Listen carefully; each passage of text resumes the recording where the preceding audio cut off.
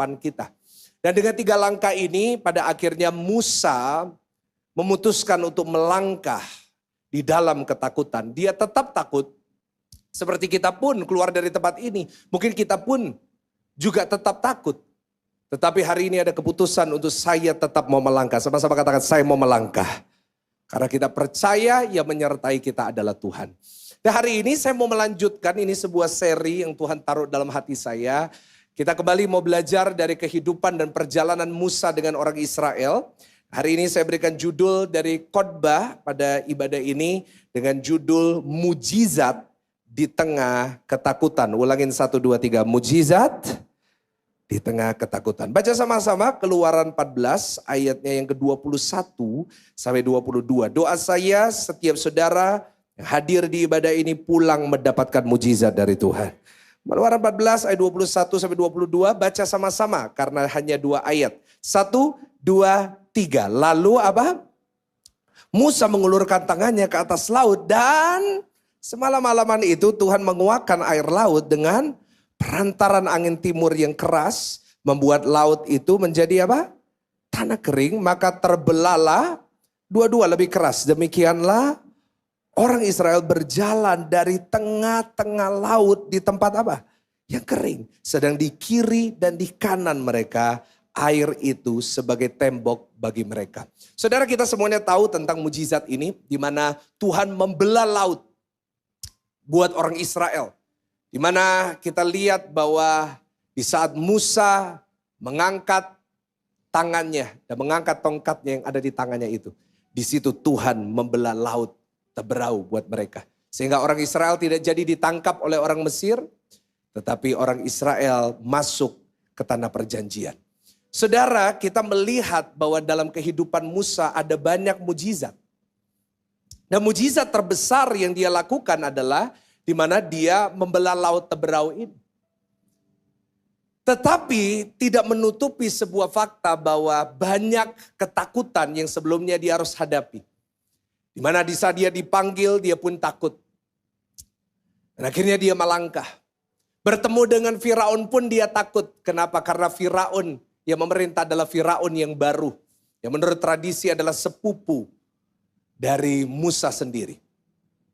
Dan akhirnya di situ Firaun diberitahu oleh Musa, Tuhan berfirman, let my people go. Lepaskanlah umatku untuk beribadah. Tetapi Firaun yang baru ini begitu sombong, dia berkata, aku tidak akan melepaskan tapi justru aku buat hidup mereka lebih parah. Apa yang terjadi? Orang Israel diperbudak dengan lebih kejam lagi. Dan akhirnya Musa dipakai oleh Tuhan untuk menyampaikan firman bahwa ada 10 tulah yang akan datang. Dimulailah dengan tulah yang pertama sampai tulah yang ke-10. Di mana tulah yang ke-10 anak-anak sulung harus mati. Pada zaman itu kalau saya yang berada di Mesir, saya pun juga mati karena saya anak sulung. Dan setelah itu Firaun berkata, keluar orang Israel dari Mesir. Kita nggak mau terkutuk lagi. Keluarlah orang Israel dalam perjalanan salah satu eksodus atau pengeluaran terbesar dalam sejarah. Dan pertanyaannya adalah mereka mau kemana? Mereka tanya sama Musa mau kemana? They don't know. Mereka harus berjalan di padang gurun yang mereka tahu masuk ke tanah perjanjian. Tanah perjanjiannya di mana? Di tempat yang penuh dengan susu dan madu. Bagaimana kita sampai di sana? I don't know. Kita jalan aja. Saudara bayangin betapa takutnya Musa. Memimpin jutaan orang. Dia memimpin masuk di padang gurun yang tidak tahu tujuannya kemana. Musa ketakutan sekali. Mereka keluar dari Mesir dengan semua kekayaan orang Mesir yang tentunya adalah hak mereka karena mereka kerja paksa di Mesir selama ratusan tahun. Mereka keluar meskipun dengan berbagai perhiasan, tapi mereka nggak tahu arah mau kemana. Saya yakin setiap hari semuanya pada bisik-bisik, ini Musa mau bawa kita kemana sih? Aduh, ini dibawa kemana sih? Dan saya yakin Musa di saat dia memimpin, dia jalan di paling depan tentunya, dia juga takut. Dia juga deg-degan saudara. Kenapa? Karena yang diresikokan adalah kehidupan jutaan orang. Gimana kalau gak jadi? Gimana kalau mati? Mereka berkemah di padang gurun. Mereka pindah sana, pindah sini. Mereka pindah sana, pindah sini. Dan akhirnya berhenti di depan Laut Teberau. Kalau saudara nanti ke Israel bersama dengan saya, saudara akan lihat Laut Teberau. Laut Teberau itu besar sekali. Dan mereka melihat di seberang dari laut itu sejauh 16 kilometer. Ada gunung di sana, di situ adalah jalan lebih cepat ke tanah perjanjian. Mereka berkemah di depan laut itu. Lalu tiba-tiba ada kabar. Musa, ini di belakang kita sebentar lagi. Orang Mesir lagi ngejar. Dan yang turun tangan bukan anak-anak buah biasa, yang turun Firaun itu sendiri. Dengan semua panglima dan tentaranya. Dan Musa mendengar pesan itu pada malam hari. Saya mau tanya, tolong bantu saya jawab jemaat Tuhan. Kira-kira kalau saudara jadi Musa, kira-kira takut atau enggak? Jelas takut. Saya bayangin saudara, saya nempatin diri saya jadi Musa. Saya pasti takut, deg-degan. Aduh, di depan laut, kanan kiri padang gurun, di belakang orang Mesir begitu banyak. Dia harus menghadapi begitu banyak ketakutan. Tetapi pada akhirnya Tuhan tetap membelah laut buat dia. Satu hal yang saya pelajari dari kehidupan Musa adalah orang percaya kepada Tuhan. Hidupnya tidak selalu nyaman. Hidupnya seringkali akan tetap menghadapi ketakutan dan masalah. Tetapi dia akan lihat ujung-ujungnya pasti menang. Terima kasih buat 10 orang yang berkata amin. Saya ulangin sekali lagi saudara. Saya mau kasih tahu hidup orang Kristen, hidup orang percaya. Bukan dia menghadapi masalah. Tetapi ujung-ujungnya pasti menang. Terima kasih buat 200 orang yang bilang amin. Ini ada 1.800 orang. Saya ulangin terus sampai nanti. Saya gembala, saya bisa ngatur waktunya saudara. Saya bisa sampai jam 9 malam ya, gak apa-apa ya. Sekali lagi saya ulangin. Sampai semuanya bilang amin. Sekali lagi. Hidup orang Kristen tidak selalu nyaman. Hidup orang Kristen seringkali menghadapi masalah. Tapi saya tetap melihat ujung-ujungnya ada kemenangan besar yang Tuhan lakukan. Kasih tepuk tangan yang paling meriah, tepuk tangan yang paling dahsyat. Coba saja, cablek kanan kiri, ujung-ujungnya menang. Cablek dikit. Karena banyak yang kelaparan saudara kalau jam ini. Ujung-ujungnya pasti apa? Kalau belum menang, belum ujung. Pak, masalah saya belum selesai, belum ujung. Pak, sakit saya belum sembuh, belum. Pak, saya udah umur 49 belum dapat jodoh, belum ujung. Sebentar lagi pasti dapat. Nah, yang amin itu biasanya jomblo, saudara. Pak, anak saya belum berubah, sabar bos, belum ujung. Tapi satu hal yang saya tahu tentang Tuhan saya, kalau Tuhan sudah memulai, dia pasti menyelesaikan, ujungnya pasti ada kemenangan, berkat, mukjizat terjadi dalam kehidupan kita. Itu yang saya belajar dari kehidupan Musa. Ujungnya ada kemenangan. Meskipun disertai dengan ketakutan, disertai dengan ketidaknyamanan. Seringkali dalam kehidupan Tuhan harus mengizinkan hal-hal yang tidak nyaman terjadi dalam hidup kita. Tapi justru mendatangkan kebaikan. Yang setuju sama-sama katakan amin. Seringkali ketakutan terbesar saya catat. Seringkali membawa kemenangan terbesar dalam hidup kita. Seringkali di saat kita sudah tidak lihat ada jalan, di saat kita sudah lihat bahwa ketakutan itu sudah berada di level tertinggi, justru di situ sebentar lagi ada mujizat terbesar yang kita alami. Saya mau kasih tahu kepada saudara, tidak ada sesuatu besar yang terjadi yang tidak disertai dengan ketakutan. Saya melihat dalam kehidupan saya, dalam pelayanan saya, seringkali hal-hal besar Tuhan kerjakan. Justru saat kita yang paling takut. Karena itu hari ini saudara boleh datang dengan segala macam ketakutan. Saudara gak bisa tidur, saudara gak bisa makan, saudara gak bisa memikir. Dengar saya baik. Bagi saudara yang makin takut, sebentar lagi ada mujizat besar Tuhan kerjakan dalam hidup saudara. Tepuk tangan yang paling meriah, tepuk tangan yang paling dahsyat. Yes. Saudara, Musa harus menghadapi itu. Padahal dia udah ngelakuin semua firman Tuhan. Ada masanya seringkali bagi kita yang sudah melakukan firman, kita pun juga akan tetap menghadapi masalah. Dan seringkali semakin kita jalan bersama dengan Tuhan, masalahnya kualitasnya makin tinggi. Makin berat gitu masalahnya. Pak, perasaan dulu pertama ikut Tuhan masalahnya gak berat seperti ini. Sabar. Kau harus lihat dari sisi lainnya. Artinya apa? Engkau sudah naik level di hadapan Tuhan. Karena semakin besar ujiannya, semakin besar hasil yang kita dapatkan. Musa harus menghadapi dan melewati berbagai macam hal. Tetapi semakin besar tekanan yang dia alami, hasilnya makin indah dan berkenan di hadapan Tuhan. Saudara, hari-hari ini saya punya hobi baru. Sebelumnya saya punya beberapa hobi yang lain, tapi kebetulan saya baru menemukan hobi yang terpendam selama bertahun-tahun. Saya hari-hari ini lagi hobi masak, saudara. Saya, karena istri saya bilang, "Ko, dieto po aku." "Doa po, iya perutmu tambah gede." Kalau istri saya udah ngomong, saya percaya, saudara. Dan akhirnya saya memutuskan, ya kalau makan luar terus, ya tambah melebar. Saya menepati firman, melebar ke kanan dan ke kiri. Akhirnya saya memutuskan, ya udah saya masak sendiri. Kebetulan saya punya hobi itu, jadi saya bilang ke istri saya, "Kamu gak usah masak, saya yang masak." Waduh, saya kan cucunya Bu Indra. Jadi saya pasti punya kemampuan. Saya belajar, saudara. Awal-awalnya gagal total. Kenapa? Karena saya tidak mengerti prinsip-prinsip dasar.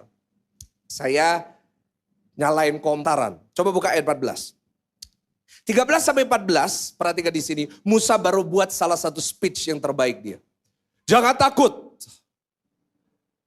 Kalian gak perlu takut, Tuhan yang berperang untuk kita dan kamu akan diam saja." Wah, saya yakin semuanya pasti kuat. Semuanya pasti dikuatkan. Ayat 14, Tuhan berperang untuk kamu. Tapi di ayat 15, lihat apa yang dikatakan di situ. Musa baru aja buat pidato. Baca sama-sama, 1, 2, 3. Berfirmanlah Tuhan kepada Musa, apa? "Mengapa engkau berseru-seru demikian kepadaku? Katakanlah kepada orang Israel supaya mereka..." Nyambung gak dua ayat ini? Nggak nyambung. Karena di ayat 14, 1-14 nanti saudara baca, Musa nguatin tuh. Nguatin orang-orang Israel. Oh, jangan khawatir, jangan ini, jangan ini. Jangan. Tapi di ayat 15, tampilin ayat 15. Berfirmanlah Tuhan kepada Musa, "Mengapa engkau berseru-seru demikian kepadaku?" Dari sini saya berpikir, apa yang dikatakan Musa kepada Tuhan? Karena tidak dicatat. Yang dicatat adalah Musa menguatkan orang Israel. Jangan takut, Tuhan berperang untuk kamu. Apa yang Tuhan maksud di sini? Yang Tuhan maksud di sini adalah sesuatu yang tidak tersurat tapi tersirat. Yaitu sesuatu yang tidak dicatat, yang kita nggak bisa baca, yang kita nggak tahu isinya. Tetapi yang dimaksud oleh Tuhan adalah seruan hati Musa kepada Tuhan. Kenapa dia berseru kepada Tuhan meskipun dia bilang sama orang gak takut? Karena meskipun dia berkata jangan takut, dia sendiri juga takut. Tetapi dia tidak khotbahin, dia tidak ceritakan sama semua orang. Tapi dia berseru hanya kepada Tuhan. Ini yang pertama, ini yang membuat Musa melihat mujizat itu. Yaitu yang pertama karena dia mengadu kepada Tuhan. Ulangin sama-sama, dia apa? Mengadu kepada Tuhan. Saudara, dari dua ayat ini saya belajar. Seringkali tidak semua hal dalam hidup kita perlu kita ceritakan sama orang lain. Dalam bahasa Inggrisnya dikatakan Tuhan mendengar seruannya, is crying out. Why are you crying out to me? Hal ini terjadi karena Tuhan mendengar seruan hati Musa. Di saat dia punya tanggung jawab besar untuk memimpin orang-orang takut, dia sendiri juga takut. Seringkali dalam hidup kita juga gitu kan Pak? Anak-anak kita takut, kita juga takut. Tapi kita bertanggung jawab harus nguatin mereka. Halo?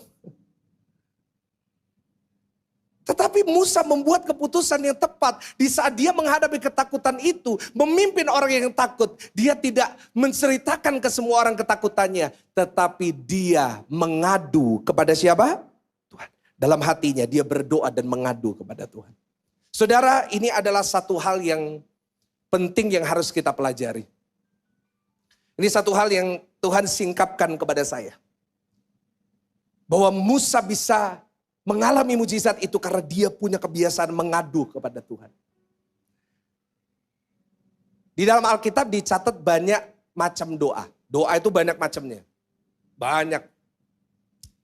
Alkitab kita ada 66 kitab, semuanya diisi dengan begitu macam banyak doa. Tetapi ada 3 doa paling umum di dalam Alkitab yang harus kita semuanya tahu dan harus kita lakukan. Yang pertama adalah doa ucapan syukur. Jadi kita datang ke gereja, kita berdoa, kita di rumah kita berdoa.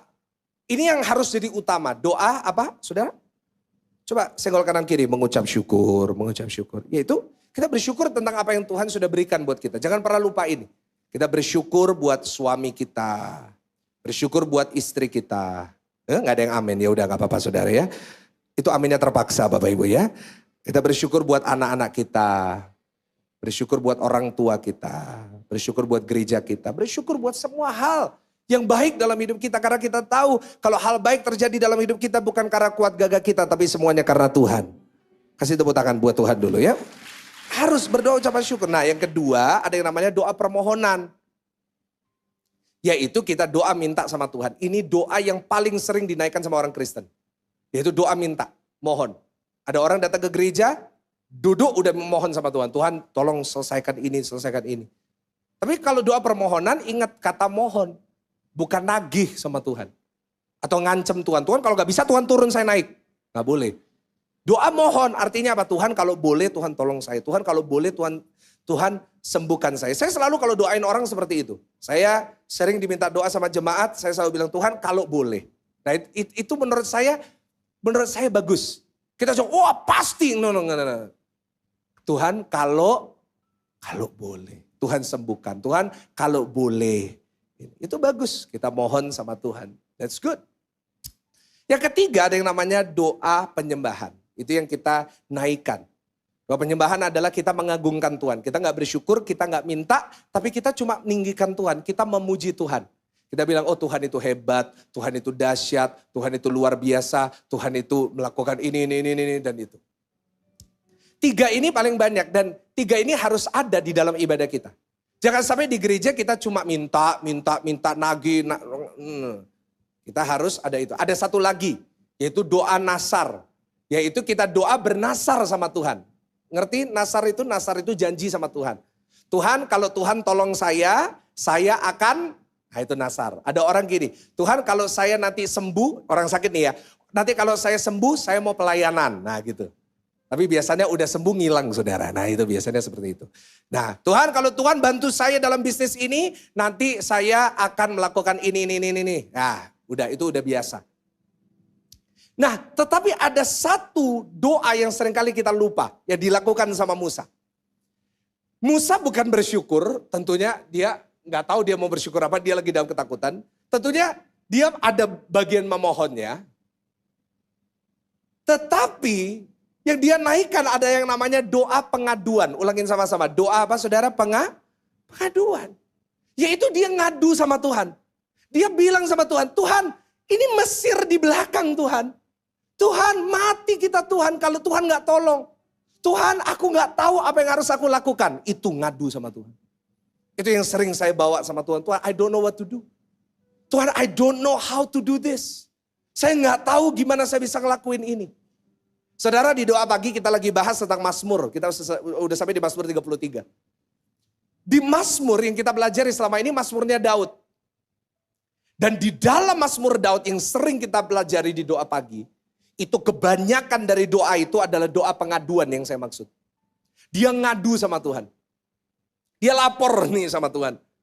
Coba nanti saudara baca di Mazmur 1-33. Daud berkata, Tuhan begitu banyak musuhku. Tuhan mereka memperlakukan aku gak adil. Dia ngadu sama Tuhan seperti seorang anak mengadu kepada bapaknya. Dan saya mau beritahu kepada saudara ini satu doa yang perlu kita naikkan di saat kita menghadapi masalah dan persoalan. Di saat kita diperlakukan gak adil, di saat kita difitnah, di saat kita orang merencanakan yang jahat terhadap kita. Datanglah kepada Tuhan dan mengadu. Karena saya mau kasih tahu tidak ada tempat lebih tepat untuk kita mengadu selain kepada Tuhan. Saudara boleh mengadu kepada manusia, manusia terbatas menolong saudara.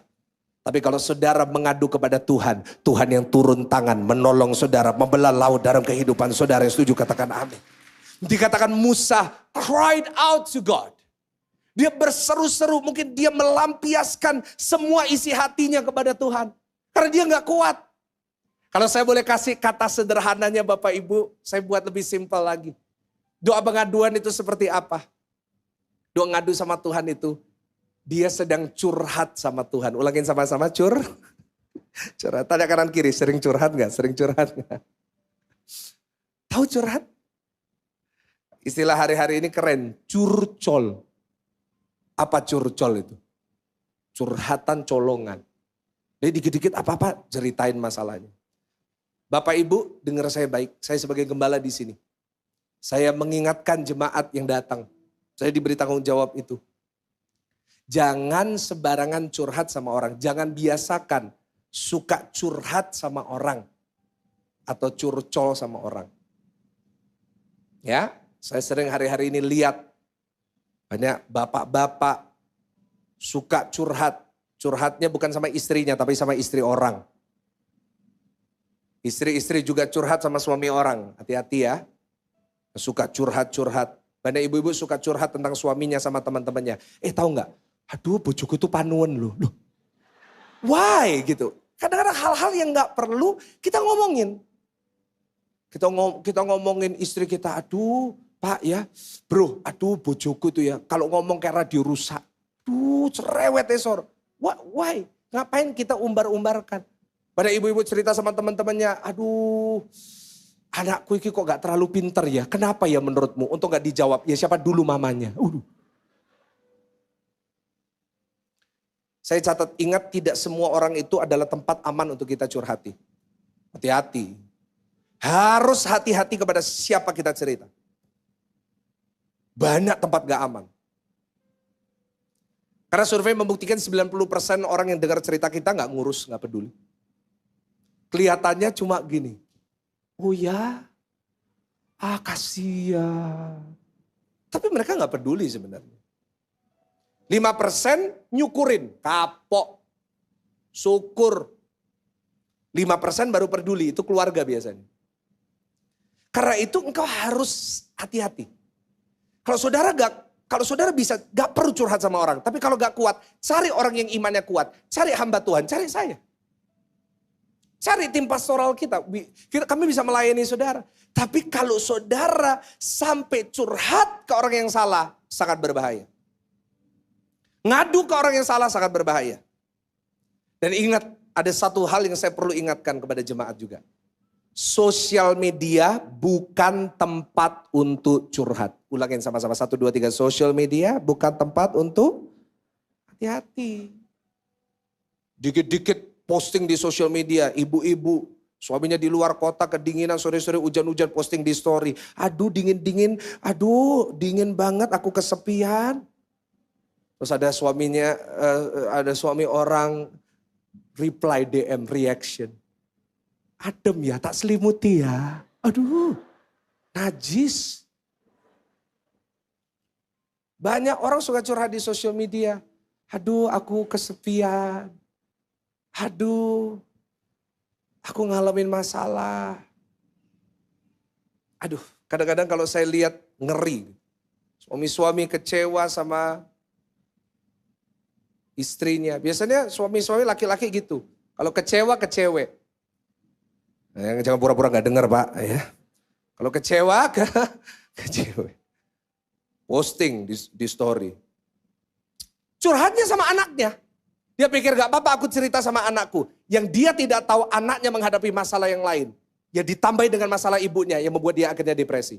Kenapa banyak anak-anak muda akhirnya hari-hari ini stres, depresi, mau bunuh diri, semua mengalami masalah. Karena beban yang dia hadapi bukan cuma bebannya sendiri. Tapi beban dari orang tuanya yang seharusnya dia tidak bawa, dicurhatin.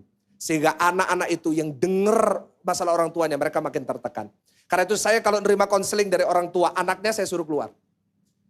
Karena di saat orang tua cerita semua di depan anaknya nangis di dalam hati. Dan itu jadi luka sampai usia tua. Saya tahu karena saya ngelayani semua usia. Saudara, ada satu alasan kenapa Daud banyak nulis pengaduan di dalam Mazmur. Karena dia nggak mau cerita ke orang-orang di sekitarnya. Saya kasih contoh. Daud menulis Mazmur, doa pengaduannya, dia curhatnya, dia tulis di Mazmur. Kenapa? Karena pada saat itu dia berada di Goa Adulam. Dikelilingi oleh orang-orang yang lagi patah semangat, lagi putus asa. Coba bayangin, kalau Daud berkumpul dengan orang-orang putus asa, terus Daud curhat tentang masalahnya. Wah, yang putus asa bisa bunuh diri. Coba bayangin aja, saya gembala, saya pendeta. Pendeta punya masalah nggak? Punya. Siapa di sini yang punya masalah angkat tangan? Oh nggak punya masalah semua, ya kita gantian aja saudara-saudara naik, saya turun. Siapa yang punya masalah angkat tangan? Ada ibu-ibu senggol, ini Pak masalah saya Pak. Ini Pak, suaminya maksudnya saudara. Saya pun juga punya masalah. Tapi saya nggak mungkin ceritain semua. Coba misalnya ada jemaat datang dengan masalah. Pak pendeta saya punya masalah, terus saya juga Bu. Terus kemarin 2020, saudara pikir saya nggak takut COVID? Saudara pikir saya nggak takut mati? Saudara pikir saya nggak takut bangkrut? Tapi nggak mungkin dong saya live streaming di depan kamera terus, Bapak Ibu saya lagi takut. Lu cuma bunuh diri semua. Lu pendeta ya takut, putus asa. You get what I mean? Seringkali kita nggak boleh cerita ke orang yang salah. Itulah sebabnya Musa gak dicatat omongannya. Gak dicatat curhatannya. Kenapa? Karena kalau dicatat semuanya pasti lemah. Semuanya pasti makin takut. Yang udah takut makin takut. Karena itu Musa berlari kepada satu pribadi yang tepat untuk dia mencurahkan isi hatinya. Yaitu Tuhan. Karena saat kita cerita kepada manusia, manusia hanya bisa sekedar gitu aja. Atau akibat lebih parahnya dia akan makin lemah imannya. Tapi kalau kita curahkan hati kita, kita mengadu kepada Tuhan. Tuhan bukan hanya mendengar, tetapi dia turun tangan, dia menolong dan dia menyelesaikan masalah saudara dan saya. Hari ini kita gak perlu cerita sama orang. Datang sama Tuhan. Mengadu kepada Tuhan. Seperti Daud. Maka firman Tuhan berkata, Tuhan yang berperang buat saudara dan saya. Yang kedua yang terakhir, pemain musik silakan naik. Keluaran 14. Ayat 13-14. Dikatakan tetapi berkatalah Musa kepada bangsa itu. Janganlah takut, berdirilah tetap dan lihatlah keselamatan dari Tuhan. Yang akan diberikannya hari ini kepadamu. Sebab orang Mesir yang kamu lihat hari ini. Tidak akan kamu lihat lagi untuk selama-lamanya. Ayat 14 baca sama-sama. 1, 2, 3. Tuhan akan berperang untuk kamu dan kamu akan... Wow. Ini salah satu speech terbaik. Ayat 14 ini ayat favorit saya. Tuhan akan berperang untuk kamu dan kamu akan diam saja. Nah tetapi saudara yang membuat saya kagum adalah kok berani ya Musa mengatakan ini. Tuhan yang berperang untuk kamu. Jawabannya ada di ayat 1-4. Mundur. Nanti saya mau tunjukkan sama saudara konteksnya. Ayat 1-4, lihat. Berfirmanlah Tuhan kepada Musa demikian.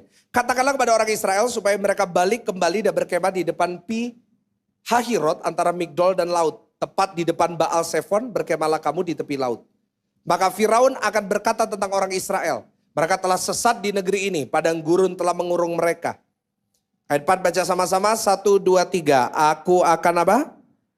Mengeraskan hati Firaun sehingga ia mengejar mereka. Dan terhadap Firaun dan seluruh pasukannya aku akan menyatakan kemuliaanku. Sehingga orang Mesir mengetahui bahwa akulah Tuhan. Lalu mereka berbuat. Perhatikan kalimat pertama di ayat 4. Ini Tuhan berfirman sama Musa. Aku akan mengeraskan hati Firaun sehingga ia apa? Jadi sebelum dikejar dia udah dikasih tahu dulu. Dia akan wah ini mestinya buat dia takut. Disuruh muter balik, udah dikasih tahu akan dikejar. Ini yang kedua, catat baik-baik. Saudara mau mengalami mujizat di tengah ketakutan, yang pertama ngadu sama Tuhan aja. Dan yang kedua, kenapa Musa bisa mengalami mujizat? Karena dia berani memegang firman Tuhan. Ulangin sama-sama, berani apa? Dia berani memegang firman Tuhan. Tuhan udah kasih tahu dulu, aku akan berperang buat kamu. Tapi takut. Bayangin, belum dikejar udah dikasih tahu. Jadi sebelum orang Israel lihat orang Mesir, Tuhan udah kasih tahu Musa bahwa mereka akan dikejar. Ada seorang jemaat pernah datang sama saya gini, Pastor, saya tuh kepingin apa? Kepingin tahu hari dan tanggal dan jam saya mati. Hah? Terus saya mau tahu cara saya matinya. Coba saudara bayangin, Coba. Saudara lebih baik tahu kapan saudara mati atau nggak tahu? Lebih baik nggak tahu. Kalau saya nggak tahu. Tiba-tiba ngilang gitu aja menurut saya. Daripada saya udah dikasih tahu. Coba saudara kasih tahu. 1 minggu dari sekarang mati. Takut nggak? Waduh. Kalau saya udah deg-degan saudara dengar kayak gitu. Musa udah dikasih tahu. Kamu nanti pergi nih, muter balik ini. Kamu dikejar sama Mesir. Dia takut. Tapi Tuhan janjinya apa? Aku berjanji. Aku akan menyatakan kemuliaanku. Aku akan membela kamu. Karena itu Musa berani melangkah. Sampai di depan laut itu kenapa? Dia berani memegang firman. Mestinya kalau Musa mau nurutin ketakutannya dan gak percaya sama firman Tuhan. Musa bisa lewat jalan lain. Tampilkan mapnya. Saya tunjukin mapnya supaya saudara tahu. Ini saya dapat dari salah satu buku yang saya baca. Semua kreditnya di situ. Ya saudara lihat bagian kiri saya. Nah jadi bagian kiri aja, yang kanan itu nanti cerita yang lain. Nanti saya mau jelasin di khotbah berikutnya. Ya coba saudara lihat di kiri ada namanya Migdol. Nah terus ini perjalanannya, tampilin lagi tetap. Nah ya lihat perjalanannya kuning itu. Mereka berjalan dari Mesir hari ke-16 sampailah di namanya Etam. Kelihatan yang Etam? Ya Etam. Nah di Etam Tuhan berfirman sama Musa. Puter, loh udah sampai di Etam, udah jauh dari Mesir, udah mau lurus, tapi sama Tuhan disuruh puter, loh disuruh puter balik dan dikasih tahu nanti Mesir akan ngejar kamu. Jelas akan mengejar, kenapa? Karena di Migdol, lihat di situ sebelah paling kiri Migdol, itu adalah pos keamanannya Mesir. Jadi di saat orang Israel dari Etam muter balik, ke antara Migdol dan Baal Zephon, kelihatan sama penjaganya Mesir, dikasih tahu ke Firaun. Karena itu Mesir bisa ngejar. Andai kata, Musa di Etam berkata, jangan muter balik. Tuhan suruh muter balik, dia bilang jangan. Lurus aja, mereka selamat. Tetapi kalau Musa taat dengan perintah Tuhan, muter balik. Mereka terkepung sama orang Mesir. Karena sebelah kiri padang gurun, sebelah kanan laut, di depan laut. Can you imagine? Disuruh muter balik. Dan karena putaran balik itu, mereka akhirnya dikejar sama Mesir. Kenapa pada akhirnya Musa ngalamin mukjizat besar Bapak Ibu? Kembali. Karena dia berani mempercayai firman Tuhan. Dia berani untuk percaya kalau Tuhan sudah mengatakan, Tuhan pasti melakukan. If he said it, he will do it.